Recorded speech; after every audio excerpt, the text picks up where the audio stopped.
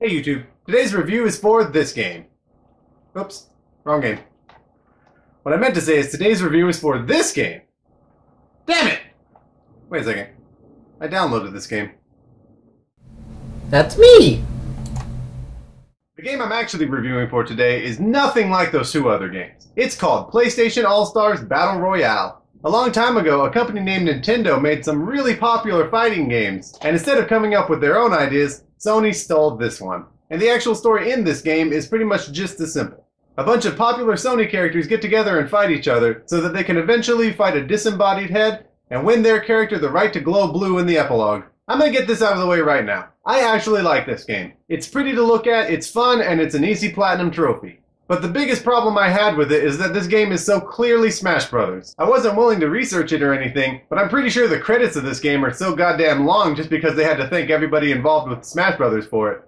The credit sequence at the end of this game takes about as long to get through as the story does. And of course I use the term story loosely, because the only attempt they really make to give this game a story is a prologue, an epilogue, and a little chunk in the middle where the characters interact with each other. The game never really bothered to explain what this special power they were all fighting for does beyond making your character glow blue. And what's worse is that final boss is actually really disappointing. Not only is it another blatant rip-off of Smash Brothers, because the bosses in both games are floating body parts that spawn crystalline versions of all the characters you've already fought earlier in the game. Plus, I think Sony missed a huge opportunity with this final boss. With all the popular Sony characters you've already fought in the game, there was one clear choice of who they should have made the final boss. Kevin Butler. He could have shot a flaming arrow at you and shit. That would have been dope. I would say that despite their failing to put in Kevin Butler, Sony did bring a pretty strong cast of characters to this game.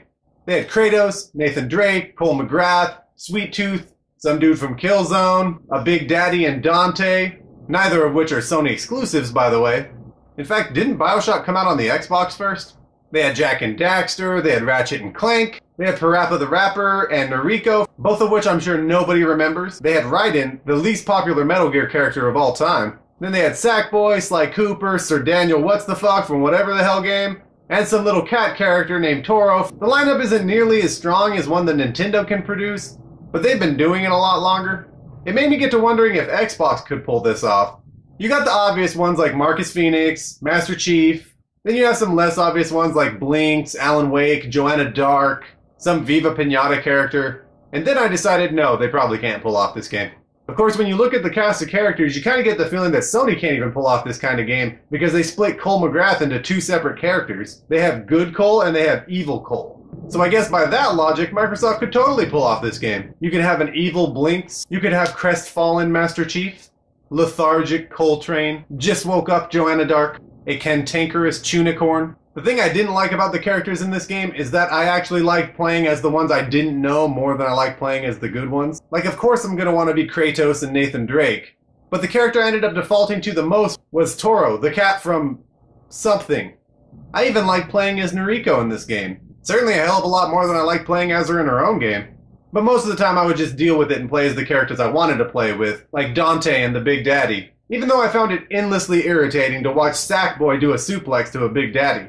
How does one talk about the gameplay in this game? No. So in truth, it's exactly the same as Smash Brothers. The only changes they made were stupid ones. In Smash Brothers, when you beat someone up, it weakens them and makes them easier to knock off the map. In PlayStation All-Stars, you can't knock them off the map.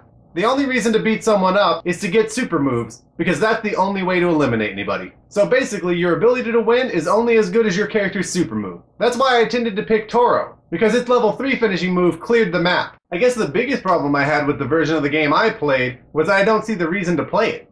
Smash Brothers is a great game, but even that game doesn't have a whole lot of point to playing it unless you have 3 extra people to play with and have fun in a party setting. And the version of PlayStation All-Stars I played was on the Vita. So if I wanted to play multiplayer, I had to go online. The only thing that this game was able to do better than Nintendo was the graphic. But the graphical improvement comes at a cost, and that is the load times. The load times in this game are awful, and they really slow down the pace of the game. Basically, you play a level, which is usually about 3 minutes of play at max, and then you can put down your Vita and go get a sandwich or something, because you're going to be waiting for another 5. Don't make levels shorter than your load times to get to those levels. And I guess technically there is another category that Nintendo can't touch Sony on. And that is trophies. And yeah, you could argue that that's because Nintendo is the only one of the gaming systems that doesn't have achievements or trophies. Anyway, the trophies in this game are easy, but a little time consuming. It's really not a whole lot more than beating the game with every character and using their level 3 super move in their level. So that's all I have for PlayStation All-Stars Battle Royale.